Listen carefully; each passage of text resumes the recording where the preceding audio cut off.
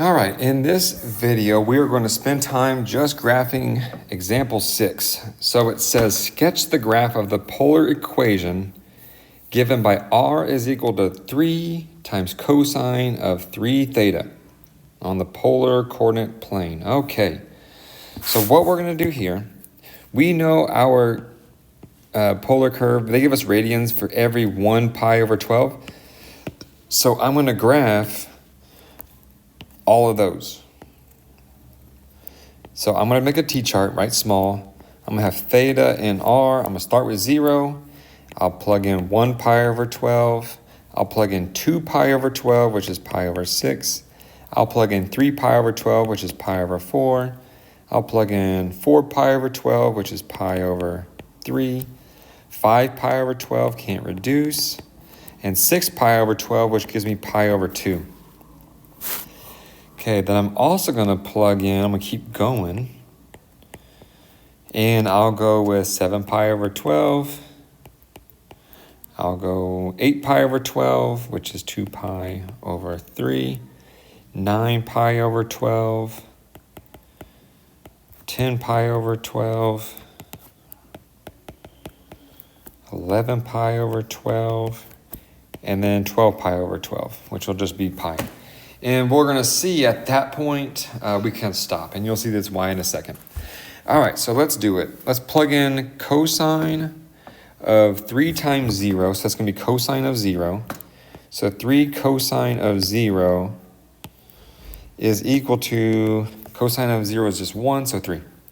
So at that first theta, along that theta line, I'm going to plot the radius of 3. So that's that point right there. That represents where the angle is 0 and the radius is 3. All right, the next one, any point along this line right here has central angle of pi over 12. 1 pi over 12. But I want to know if the radian, the angle is pi over 12, what is the radius? So I'm just going to have a point. So I plug in pi over 12. This is 3 cosine. Okay, pi over 12 times 3 gives me pi over 4. And I'm going to plug this into my calculator. 3 square roots of, so this would be square root of 2 over 2 times 3. So 3 square roots of 2 over 2 is about 2.1. So that first theta line of pi over 12, I go out 2.1, about right there, just past radius of 2. So remember we said this is radius 1, that's radius 2. So I'm going to look at the circles for my radius. All right, let's see, pi over 6. So 3 cosine of pi over 6 times 3, but 3 over 6, this would be cosine of pi over 2. So cosine of pi over 2 is 0 times 3 is 0. Okay, so at pi over 6, I get 0.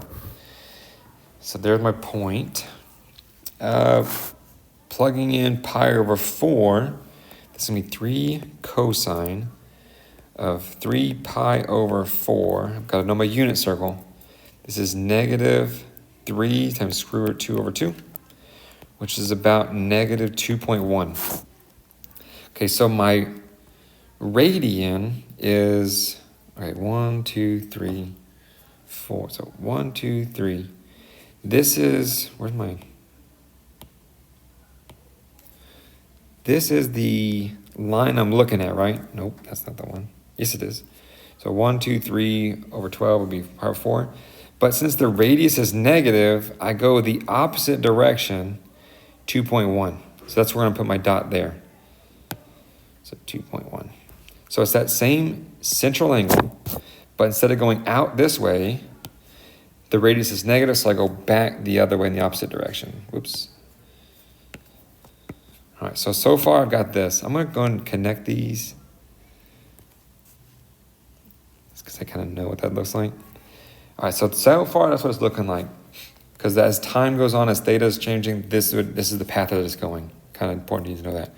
All right, so next one, 3 cosine of pi over 3 times 3 is just cosine of pi. Cosine of pi is negative 1, so this would be negative 3. So at pi over 3, Okay, so 1, 2, 3, 4. Along this radian, that would be positive r's, but I go back, so it's negative r's, I go back -3. 1, 2, 3. So there's my dot. And I don't know why I changed the color, but I did. I'll change it back. Oops. So there's my dot. Boom. All right, let's keep going. 5 pi over 12. So 5 pi over 12. 1, 2, 3, 4, 5. So that's my central angle. Pi over 12 radian. And then plug that in. So it'd be 3 cosine of 15 pi over 12. Which is the same thing as 5 pi over 4. If I divide it by 3. So this gives me -3 root 2 over 2, which is about -2.1. So instead of going this way, since r is not positive, I go back 2.1, and I get a number right there. So it looks like that. All right, plug in pi over 3, 3 cosine of 3 pi over 2. This is going to give me 0. So at that radian, I get 0. So it looks like that. Okay, so we've drawn about half of it. We need to do the other half. 7 pi over 12 is going to be, so this was 6 pi over 12. This is going to be 7 pi over 12. Plug that in. This is 3 cosine of 21 pi over 12. So that's going to be 7 pi over 4 is about 2.1, so positive. So there's my central angle. I go out there 2.1, it's about here. All right, plug in 2 pi. This one, I'm just telling you, is going to give you 3. So at 8 pi over 12, that's 2 pi over 3. That radian, I go out 3. And then 3 pi over 12, I'm doing 3 times cosine of 3 times 3, so 9 pi over 4. And if I plug that in, I did this earlier, 2.1. So this radian, go out that direction, go out 2.1, there it is. Now I'm going to plug in 10 pi over 12, so it's going to be this one, which is 5 pi over 6. And in this case, I get 0. So out that radian, but 0, so there's a point back at the origin. 11 pi over 12, that's going to give us -2.1, thereabout. So at 11 pi over 12, that's here, right? So instead of going out positive 2.1, I go back in this direction 2.1. So 2.1 is about there. And then at pi, 3 cosine of 3 pi was going to be -3. So instead of going out this radian of pi, because radius is not positive, I go back, it's negative, and I end with the same point I started. And from there, it's going to just repeat itself over and over and over and over and over. So it started here, and it did that. And as that period would be from 0 to pi, if I kept going, it would just repeat itself again. And if I kept going, it would just repeat itself again. And it just keeps going over and over and over and over. All right, so that was a detailed, kind of interesting graph. You don't need to graph these by hand on the AP exam. It's not what they ask you to do.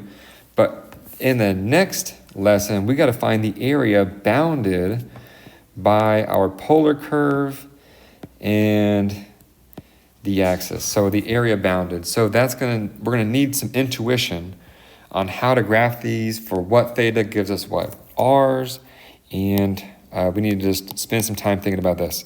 So thank you for watching. If you have any questions next time I see you in class, make sure you ask. And thank you for watching. Bye.